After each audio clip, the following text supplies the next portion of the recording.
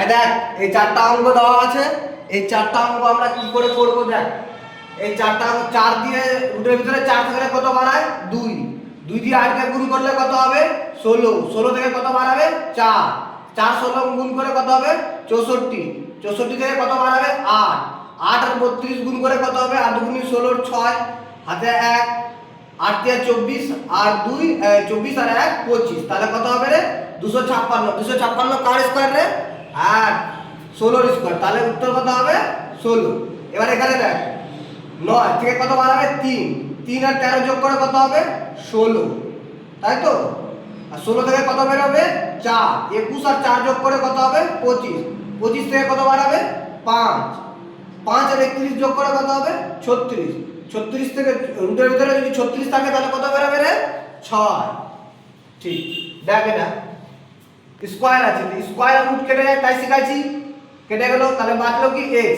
আর x cube যোগ করে কত হবে 1 যোগ করলাম, বেস যদি সমান থাকে তো পাওয়ারগুলো কি হয় যোগ হয়, তাহলে x এর পাওয়ারে 4, x এর পাওয়ারে 4 থাকলে কি হবে x এর পাওয়ারে 2 বের হবে, আবার বেস তাহলে 2 যোগ করব, তাহলে কত হবে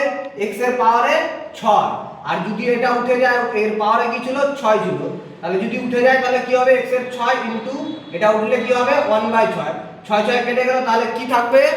x থাকবে, তাহলে উত্তর কি হবে x হবে। এবার দেখ তোদেরকে শিখাইছি না আমি যে কারো পাওয়ারে যদি ভগ্নাংশ থাকে তাহলে ভগ্নাংশকে কাটতে হবে, তাহলে তুই বলতো এই তিনটা কাটার জন্য কি করতে হবে, এখানে 3 মাল্টিপল করতে হবে, তো বলতো তুই 64টা কার পাওয়ারে 3, 4 এর পাওয়ারে 3, ভেরি গুড, তাহলে এখানে 4 এর পাওয়ারে 3 লিখলাম, 3 3 কেটে গেল।